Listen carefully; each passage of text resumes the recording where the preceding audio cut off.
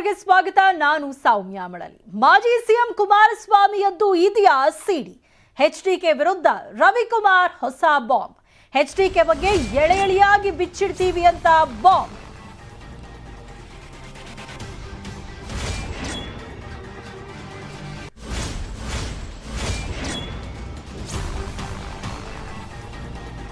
Taj West end ತೋಟದ ಮನೆಯಲ್ಲಿ ಏನೇನಾಗಿದೆ ಗೊತ್ತಿದೆ, ಅದೆಲ್ಲವನ್ನ ಎಳೆ ಎಳೆಯಾಗಿ ಬಿಚ್ಚಿಡ್ತೀವಿ ಅಂತ ಹೇಳಿದ್ದಾರೆ ರವಿಕುಮಾರ್ ಅವರು. ಅವರು ಮಾತಾಡ್ಲಿ ನೋಡೋಣ ಅಂತ ಕುಮಾರಸ್ವಾಮಿ ಅವರಿಗೆ ರವಿಕುಮಾರ್ ಅವರು ಸವಾಲನ್ನ ಹಾಕಿದ್ದಾರೆ. ಬಿಜೆಪಿ ಪ್ರಧಾನ ಕಾರ್ಯದರ್ಶಿ ರವಿಕುಮಾರ್ ಅವರು ಎಚ್ಡಿಕೆ ವಿರುದ್ಧ ಈ ಒಂದು ಸಿಡಿ ಬಾಂಬ್ ಅನ್ನ ಸಿಡಿಸಿರುವಂತದ್ದು. ತಾಜ್ ವೆಸ್ಟ್ ಎಂಡ್ ತೋಟದ ಮನೆಯಲ್ಲಿ ಏನೇನಾಗಿದೆ ಅದೆಲ್ಲವನ್ನ ಎಳೆ ಎಳೆಯಾಗಿ ಬಿಚ್ಚಿಡ್ತೀವಿ, ಅವರು ಮೊದಲು ಮಾತಾಡ್ಲಿ ನೋಡೋಣ ಅಂತ ರವಿಕುಮಾರ್ ಅವರು ಕುಮಾರಸ್ವಾಮಿ ಅವರಿಗೆ ಸವಾಲ್ ಹಾಕಿದ್ದಾರೆ. ಸ್ವಾಮಿ ಅವರ ಬಗ್ಗೆ ಸಿಡಿ ಮತ್ತು ತಾಜ್ ವೆಸ್ಟ್ ಎಂಡ್ ಹೋಟೆಲ್ಲು, ಅವರ ಮನೆ, ಅವ್ರ ತೋಟದ ಮನೆ, ಇವೆಲ್ಲ ಪ್ರಕರಣಗಳು ನಮಗೂ ಕೂಡ ಗೊತ್ತಿದೆ. ಅವರು ಮಾತಾಡಿದ ಮೇಲೆ ಅವ್ರು ಇದೇ ಥರದ ಮುಂದುವರೆದ್ರೆ ನಾವು ಕೂಡ ರಾಜಕಾರಣವನ್ನು ಮಾಡೋದಕ್ಕೆ ಬಂದಿರತಕ್ಕಂಥದ್ದು. ಹಾಗೆ ಬಂದಿಲ್ಲ, ನಾವು ಕೂಡ ಮಾತಾಡ್ತೇವೆ ಮುಂದೆ. ಅವರೇನು ಬಹಳ ಹರಿಶ್ಚಂದ್ರರಲ್ಲ ಕುಮಾರಸ್ವಾಮಿ ಅವರು. ನಾವು ಕೂಡ ಮಾತಾಡ್ತೇವೆ ಕುಮಾರಸ್ವಾಮಿ ಅವರ ಬಗ್ಗೆ. ಇದ್ರ ಬಗ್ಗೆ ಹೆಚ್ಚಿನ ಡೀಟೇಲ್ಸ್ ಕೊಡ್ತಾರೆ ನಮ್ಮ ಪೊಲಿಟಿಕಲ್ ರಿಪೋರ್ಟರ್ ಕೃಷ್ಣ. ನಮ್ಮ ಜೊತೆ ಫೋನ್ ಸಂಪರ್ಕದಲ್ಲಿ ಜಾಯ್ನ್ ಆಗಿದ್ದಾರೆ. ಕೃಷ್ಣ, ಇಷ್ಟು ದಿನ ಸಿಡಿ ವಿಚಾರವನ್ನ ಕುಮಾರಸ್ವಾಮಿ ಅವರು ಮಾತಾಡ್ತಾ ಇದ್ರು, ಈಗ ಅವರ ಸಿಡಿ ವಿಚಾರವನ್ನೇ ರವಿಕುಮಾರ್ ಅವರು ಪ್ರಸ್ತಾಪ ಮಾಡಿದ್ದಾರೆ. ಏನೇನಾಗಿದೆ ಎಲ್ಲೆಲ್ಲಿ ಅನ್ನುವಂಥದ್ದು ನಮಗೂ ಗೊತ್ತಿದೆ, ಅವ್ರು ಮೊದಲು ಮಾತಾಡ್ಲಿ ಆಮೇಲೆ ನಾವು ಎಳೆ ಎಳೆಯಾಗಿ ಬಿಚ್ಚಿಡ್ತೀವಿ ಅನ್ನೋ ಮೂಲಕ ಎಚ್ಡಿಕೆ ಅವರಿಗೆ ಒಂದು ರೀತಿ ಶಾಕ್ ಕೊಟ್ಟಿರುವಂಥದ್ದು.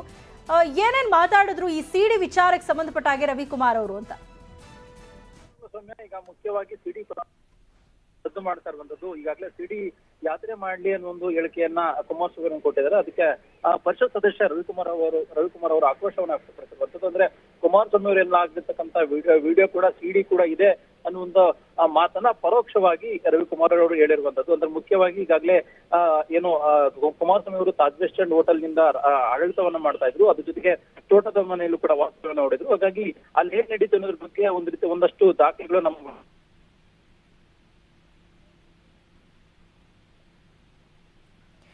ಓಕೆ, ಸಂಪರ್ಕ ಸಾಧ್ಯ ಆಗ್ತಾ ಇಲ್ಲ. ಒಟ್ಟಾರೆ ಈಗ ಸಿಡಿ ವಿಚಾರ ದೊಡ್ಡ ಮಟ್ಟದಲ್ಲಿ ರಾಜ್ಯದಲ್ಲಿ ಸದ್ದು ಮಾಡ್ತಾ ಇದ್ದು, ರಾಜಕೀಯ ನಾಯಕರ ಎಲ್ಲರ ಬಾಯಲ್ಲೂ ನಾವು ಈ ಸಿಡಿ ವಿಚಾರವನ್ನೇ ಪ್ರಸ್ತಾಪ ಮಾಡ್ತಿದ್ದಾರೆ. ಎಸ್ ಕೃಷ್ಣ, ಮಾಹಿತಿ ಕೊಡ್ತಾ ಇದ್ರಿ, ಮುಂದುವರಿಸಿ. ಸೌಮ್ಯ, ಈಗಾಗಲೇ ಏನು ಸಿಡಿ ವಿಚಾರ ಸಾಕಷ್ಟು ಚರ್ಚೆಗೆ ಗ್ರಾಸವಾಗಿರುವಂತದ್ದು. ಅಂದ್ರೆ ಮುಖ್ಯವಾಗಿ ಕುಮಾರಸ್ವಾಮಿ ಅವರಿಗೆ ಪ್ರಶ್ನೆಯನ್ನ ಮಾಡ್ತಿದ್ದಾರೆ ಬಿಜೆಪಿ ನಾಯಕರು. ಅಂದ್ರೆ ಕುಮಾರಸ್ವಾಮಿ ಅವರಿನ ಸತ್ಯ ಹರಿಶ್ಚಂದ್ರರ ಒಂದು ಪ್ರಶ್ನೆಯನ್ನ ಮಾಡ್ತಿದ್ದಾರೆ. ಹಿಂದೆ ಕುಮಾರಸ್ವಾಮಿ ಅವರು ಕೂಡ ಬಿಜೆಪಿ ನಾಯಕರಲ್ಲಿ ಸಿಡಿ ಇದೆ ಮತ್ತೆ ಸಿಡಿ ಯಾತ್ರೆ ಮಾಡ್ಲಿ ಅನ್ನೋ ಒಂದು ಹೇಳಿಕೆಯನ್ನ ದೊಡ್ಡ ಮಟ್ಟದಲ್ಲಿ ಕುಮಾರಸ್ವಾಮಿ ಅವರು ಕೊಡ್ತಾ ಇದ್ದಾರೆ. ಅದಕ್ಕೆ ಕೌಂಟರ್ ಆಗಿ ಕೂಡ ರವಿಕುಮಾರ್ ಅವರು ಇವತ್ತು ಹೇಳಿಕೆಯನ್ನ ಕೊಟ್ಟಿದ್ದಾರೆ. ಅಂದ್ರೆ ಕುಮಾರಸ್ವಾಮಿ ಅವರಿನ ಸತ್ಯ ಹರಿಶ್ಚಂದ್ರರಲ್ಲ, ಅವ್ರದ್ದು ಇದೆ ಅನ್ನೋ ಒಂದು ಹೇಳಿಕೆಯನ್ನ ಪರೋಕ್ಷವಾಗಿ ಕೊಟ್ಟಿದ್ದಾರೆ. ಮತ್ತೆ ಬರ್ತಕ್ಕಂಥ ದಿನಗಳಲ್ಲಿ ಕುಮಾರಸ್ವಾಮಿ ಕೂಡ ಮಾತಾಡ್ಲಿ, ಅದಕ್ಕೆ ಸೂಕ್ತವಾದಂತಹ ಉತ್ತರವನ್ನು ಕೂಡ ಕೊಡ್ತೇವೆ ಅನ್ನೋ ಮಾತನ್ನ ಹೇಳಿದ್ದಾರೆ. ಅಂದ್ರೆ ಈಗ ಸಿಡಿ ಪ್ರಕರಣ ಅನ್ನುವಂಥದ್ದು ಬರುವಂತ ದಿನಗಳಲ್ಲಿ ಕುಮಾರಸ್ವಾಮಿ ಅವರು ಮತ್ತೆ ಒಂದು ಪ್ರಸ್ತಾಪವನ್ನ ಮಾಡಿದರೆ ಅದಕ್ಕೆ ಕೌಂಟರ್ ಕೊಡುವಂತ ನಿಟ್ಟಿನಲ್ಲಿ ಒಂದಷ್ಟು ವಿಡಿಯೋನಲ್ಲಾಗಿದ್ದು ಮತ್ತೆ ಸಿಡಿ ಅನ್ನುವಂತ ವಿಚಾರವನ್ನ ದಾಖಲೆಗಳನ್ನ ಇಲ್ಲೊಂದ್ ಕಡೆ ಬಿಜೆಪಿ ನಾಯಕರು ಸಂಗ್ರಹ ಮಾಡಿದ್ದಾರೆ ಅನ್ನುತ್ತದೆ. ಹೀಗಾಗಿ ಚುನಾವಣೆ ಬರ್ತಕ್ಕಂಥ ದಿನಗಳಲ್ಲಿ ಮತ್ತಷ್ಟು ಈ ಒಂದು ಸಿಡಿ ವಿಚಾರ ಮತ್ತಷ್ಟು ದೊಡ್ಡ ಮಟ್ಟದಲ್ಲಿ ಚರ್ಚೆಗೆ ಆಗುವಂತ ಸಾಧ್ಯತೆ ಇದೆ. ಯಾಕಂದ್ರೆ ಸಿಡಿ ಪ್ರಕರಣ ಅನ್ನುವಂಥದ್ದು ರಮೇಶ್ ಜಾರಕಿಹೊಳಿ ಅವರಿಂದ ಶುರುವಾಗಿರುವಂತದ್ದು. ಈಗಾಗಲೇ ಸಿಡಿ ಸಮರ ಡಿಕೆ ಶಿವಕುಮಾರ್ ಮತ್ತೆ ರಮೇಶ್ ಜಾರಕಿಹೊಳಿ ನಡುವೆ ದೊಡ್ಡ ಮಟ್ಟದಲ್ಲಿ ನಡೀತಾ ಇದೆ.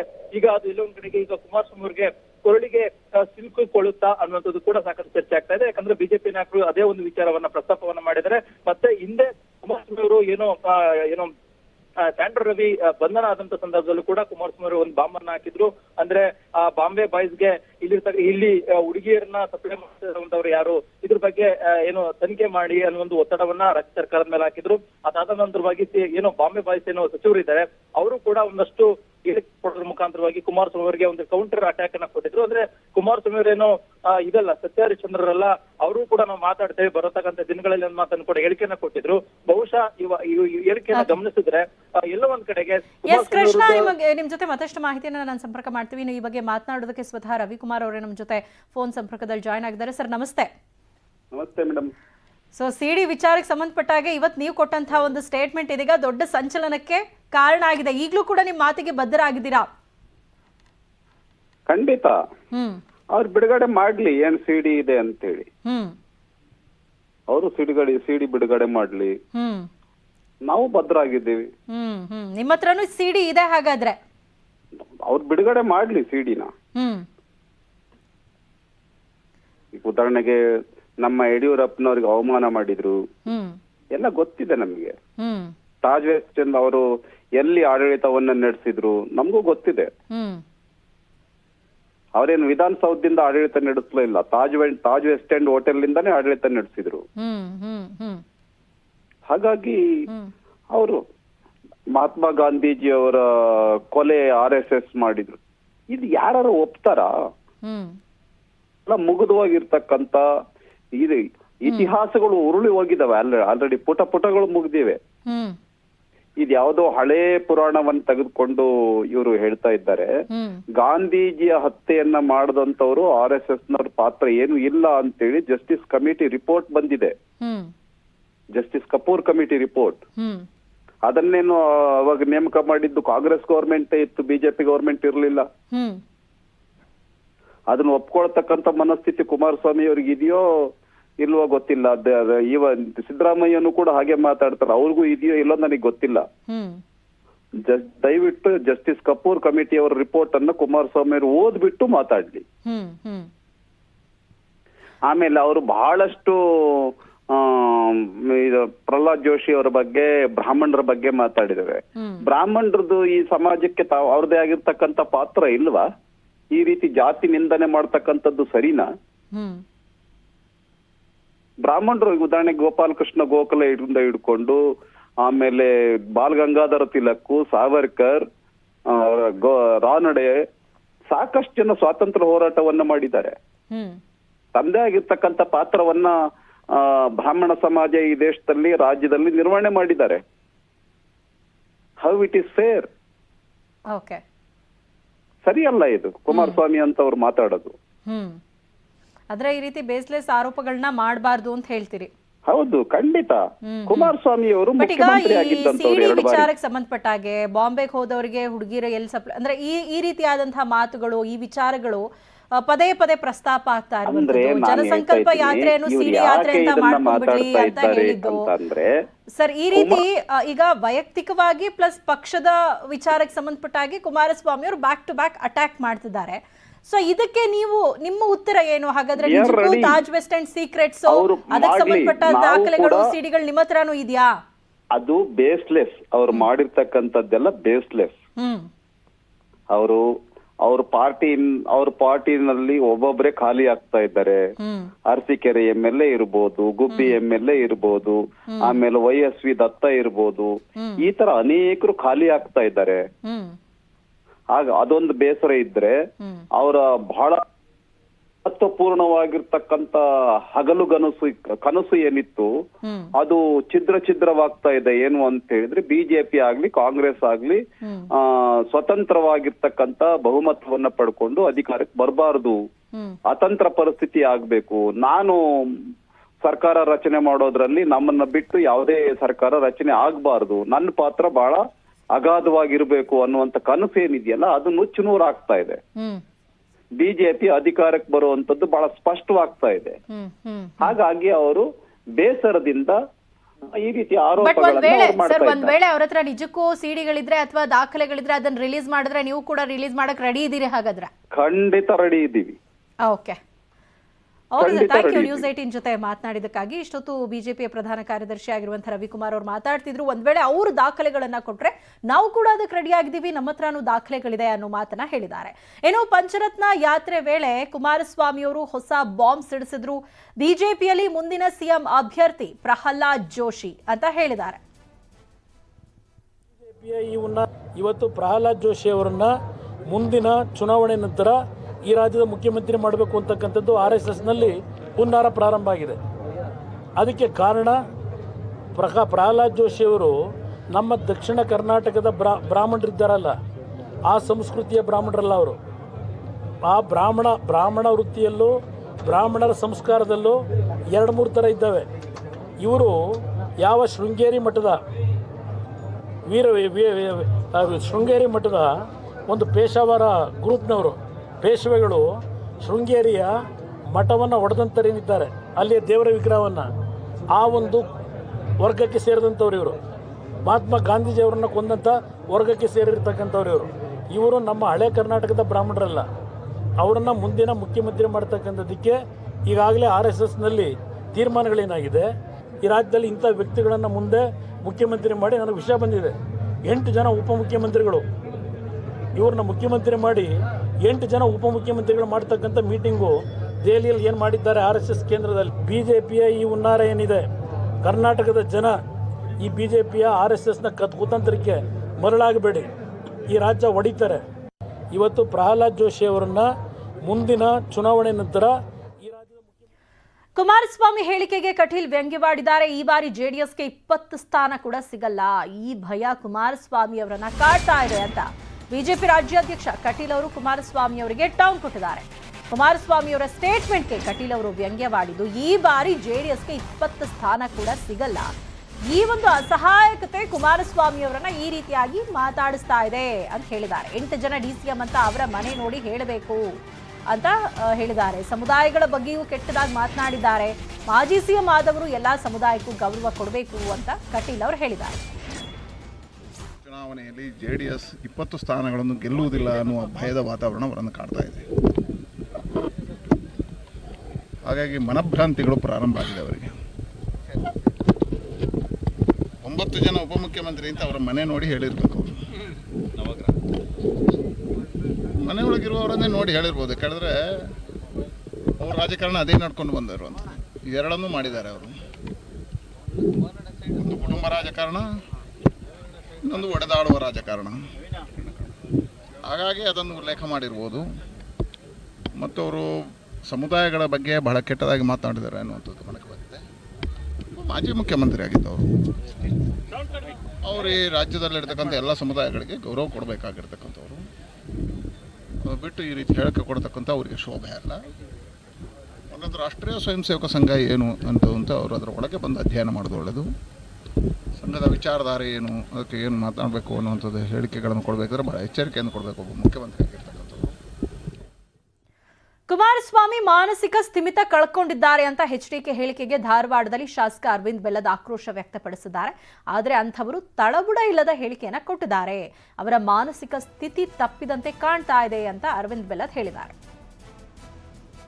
ಜನರ ನಡುವೆ ಏನು ಸಾಮರಸ್ಯ ಐತಿ, ಆ ಸಾಮರಸ್ಯವನ್ನು ಕೆಡಿಸುವಂಥ ಕೆಲಸ ಕುಮಾರಸ್ವಾಮಿ ಅವರು ಈ ರೀತಿಯ ಸ್ಟೇಟ್ಮೆಂಟ್ಗಳ ಮೂಲಕ ಆಗ್ತೈತಿ. ಈ ರೀತಿಯ ಬ್ಯಾಲೆನ್ಸ್ ಇಲ್ಲದಂಥ ಸ್ಟೇಟ್ಮೆಂಟ್ ಅವ್ರಿಗೆ ಕೊಡಬಾರ್ದು ಅಂತೇಳಿ ನಾನು ವಿನಂತಿ ಮಾಡ್ಕೊತೇನೆ. ಜನರ ನಡುವೆ ಏನು ಸಾಮರಸ್ಯ. ಬಿಜೆಪಿಯಿಂದ ಬ್ರಾಹ್ಮಣ CM ಮಾಡ್ತಾರೆ ಎಂಬ ಕುಮಾರಸ್ವಾಮಿ ಹೇಳಿಕೆ ಬಗ್ಗೆ DKಶಿ ಪ್ರತಿಕ್ರಿಯಿಸಿದ್ದಾರೆ.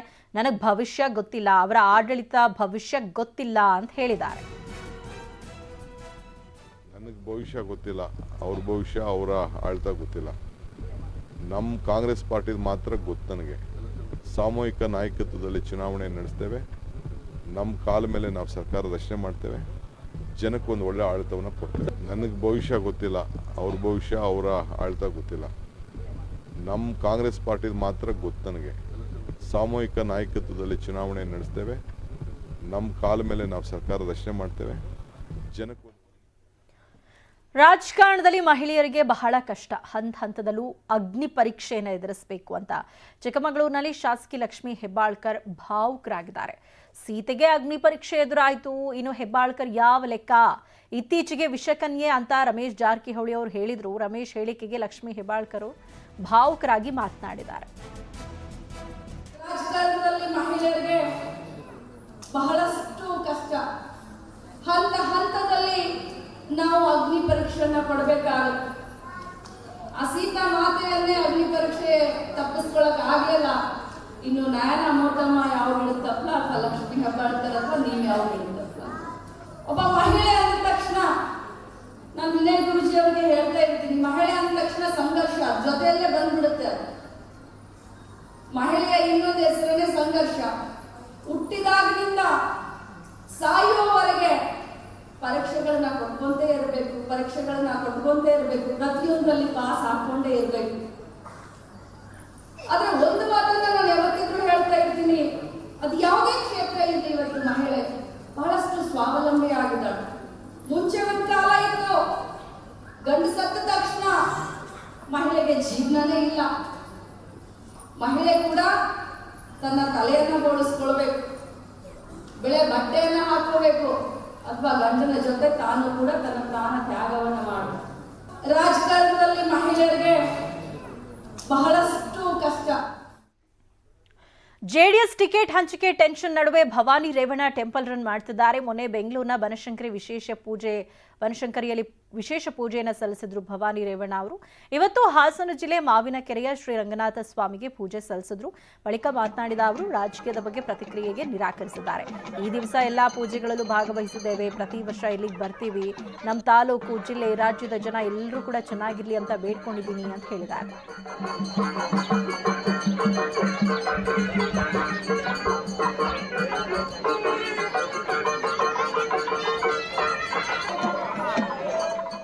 Welcome back. ಗೋವಾದಲ್ಲಿ ಮತ್ತೆ ಕನ್ನಡಿಗರ ಮೇಲೆ ದೌರ್ಜನ್ಯ ಎಸಗಲಾಗಿದೆ. ವಾಸ್ಕೋ ಬೈನಾ ಬೀಚ್ ಬಳಿ ಇರೋ ಕನ್ನಡಿಗರ ಮನೆಯನ್ನ ಧ್ವಂಸಗೊಳಿಸಿ ಜಾಗ ಖಾಲಿ ಮಾಡುವಂತೆ ಒತ್ತಡ ಹೇರಲಾಗ್ತಾ ಇದೆ. ಇದು ಗೋವಾದಲ್ಲಿ ಕನ್ನಡಿಗರ ಮೇಲೆ ನಡೀತಾ ಇರುವಂತಹ ನಿರಂತರ ದೌರ್ಜನ್ಯ. ವಾಸ್ಕೋ ಬೈನಾ ಬೀಚ್ ಬಳಿ ವಾಸವಿದ್ದಂತಹ ಕನ್ನಡಿಗರ ಮನೆಯನ್ನ ಖಾಲಿ ಮಾಡಿಸಲಾಗಿದೆ. ಗೋವಾ ಸರ್ಕಾರದಿಂದ ಪೊಲೀಸ್ ಬಲ ಪ್ರಯೋಗ ಮಾಡಲಾಗಿದ್ದು ಸುಮಾರು 1100ಕ್ಕೂ ಹೆಚ್ಚು ಕನ್ನಡಿಗರಿಗೆ ನಿತ್ಯ ಟಾರ್ಚರ್ ಕೊಡಲಾಗ್ತಾ ಇದೆ. ಸಿಎಂ ಬಸವರಾಜ ಬೊಮ್ಮಾಯಿಗೆ ಕನ್ನಡಿಗರು ಮನವಿಯನ್ನ ಮಾಡಿದ್ದಾರೆ. ವಾಸ್ಕೋದ ಆಸುಪಾಸು ಮನೆ ನಿರ್ಮಿಸಿ ಕೊಡುವಂತೆ ಮನವಿಯನ್ನ ಮಾಡಿಕೊಂಡಿದ್ದಾರೆ. ಗೋವಾ ಸರ್ಕಾರದ ಜೊತೆ ಮಾತಾಡಿ ನಮಗೊಂದು ಸಮಸ್ಯೆಗೆ ಪರಿಹಾರ ಮಾಡಿಸ್ಕೊಡಿ ಅಂತ ಸಿಎಂ ಬಸವರಾಜ ಬೊಮ್ಮಾಯಿ ಅವರಿಗೆ ಕನ್ನಡಿಗರು ಮನವಿಯನ್ನ ಮಾಡಿಕೊಂಡಿದ್ದಾರೆ. ಬುಲ್ಡೋಸರ್ ತಂದು ಮನೆ ನೆಲಸಮ ಮಾಡಲಾಗಿದೆಯಂತೆ. ಗಡಿ ಹೋರಾಟ ಸಮಿತಿಗೆ ಕನ್ನಡಿಗರು ಈಗ ದೂರನ್ನ ಕೊಟ್ಟಿದ್ದಾರೆ.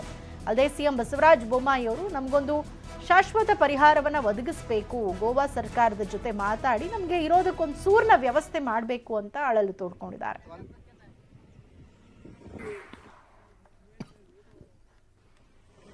ನೋಡಿದ್ದೀವಿ, ಅದಕ್ಕಾಗುವಂತ ಎಲ್ಲ ಯಾವ ರೀತಿ ಅದನ್ನು ಮಾಡಬೇಕು ಯೋಜನೆಯನ್ನು ತಯಾರು ಮಾಡಿದ್ರು ಸಚಿನ್ ಶೆಟ್ಟಿಗಾರ್ ಅಂತ. ಅವರು ತನ್ನ ಎಲ್ಲ ಕೆಲಸಗಳನ್ನು ಈ ಒಂದು ಕನ್ನಡಿಗರ ಪರವಾಗಿ ಈ ಬಗ್ಗೆ ಮಾತನಾಡೋದಕ್ಕೆ ಗೋವಾ ಕನ್ನಡ ಸಂಘದ ಅಧ್ಯಕ್ಷರಾಗಿರುವಂತಹ ಹನುಮಂತ ರೆಡ್ಡಿ ಅವರು ನಮ್ಮ ಜೊತೆ ಫೋನ್ ಸಂಪರ್ಕದಲ್ಲಿ ಜಾಯ್ನ್ ಆಗಿದ್ದಾರೆ. ನಮಸ್ತೆ ಹನುಮಂತ ರೆಡ್ಡಿ ಅವರೇ.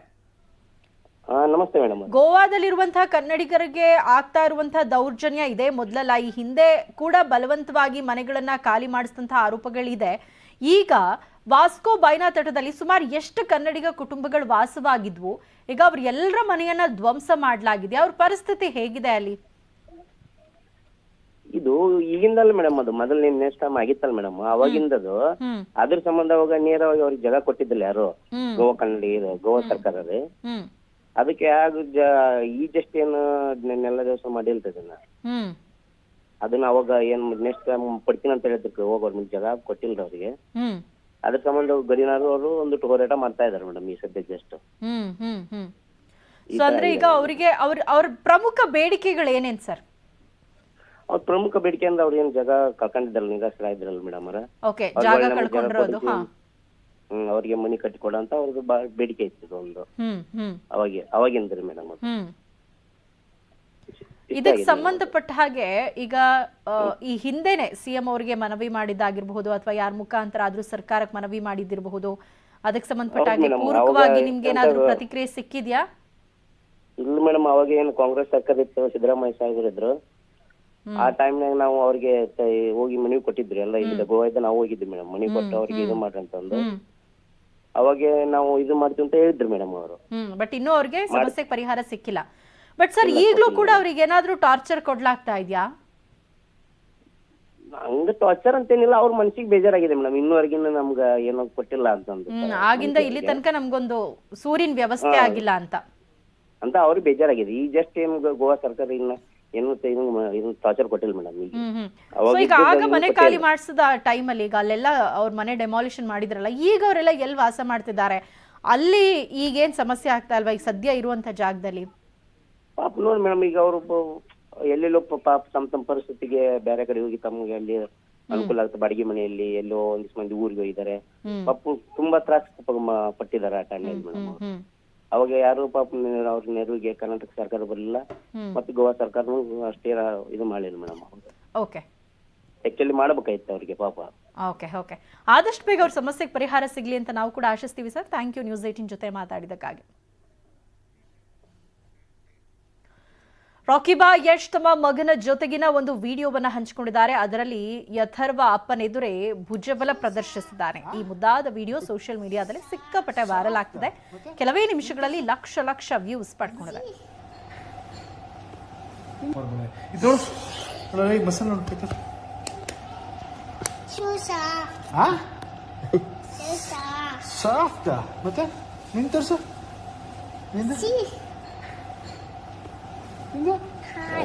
ಹಾರ್ಡ್ ಅಯ್ಯಪ್ಪ ಸಖತ್ ಹಾರ್ಡ್ ಇದೆಯಾ? ಇದೆ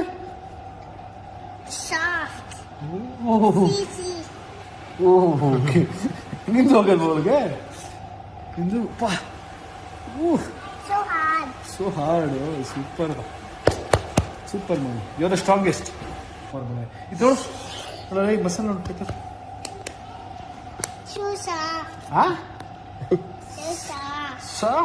ಮತ್ತೆ ನಿನ್ ತೋರ್ಸು. ಪಾಕಿಸ್ತಾನದಲ್ಲಿ ಮತ್ತೆ ಸ್ಫೋಟ ಆಗಿದೆ. ಅಪಾರ ಸಾವು ನೋವು ಉಂಟಾಗಿದೆ. ಕ್ವೆಟಾ ಪೊಲೀಸ್ ಠಾಣೆ ಬಳಿ ಈ ಒಂದು ಸ್ಫೋಟ ಸಂಭವಿಸಿದೆ. ಸ್ಫೋಟದಲ್ಲಿ 5 ಜನರಿಗೆ ಗಂಭೀರವಾಗಿ ಗಾಯಗಳಾಗಿದ್ದು ಸಾವಿನ ಸಂಖ್ಯೆ ವ್ಯಕ್ತವಾಗ್ತಾ ಇದೆ. ಕ್ವೆಟಾ ಬಾಂಬ್ ದಾಳಿ ಹೊಣೆ ಹೊತ್ತಿದೆ ಟಿಟಿಪಿ ತೆಹರಿಕ್ ಎ ತಾಲಿಬಾನ್ ಸಂಘಟನೆ ಒಂದು ದಾಳಿಯ ಹೊಣೆ ಹೊತ್ಕೊಂಡಿದೆ. ಕಳೆದ ವಾರವಷ್ಟೇ ಪೇಶಾವರದಲ್ಲಿ ಸ್ಫೋಟಕ್ಕೆ 100 ಸಾವು ನೋವು ಸಂಭವಿಸಿತ್ತು. ಈಗ ಮತ್ತೆ ಪಾಕಿಸ್ತಾನದಲ್ಲಿ ಸ್ಫೋಟವಾಗಿದೆ.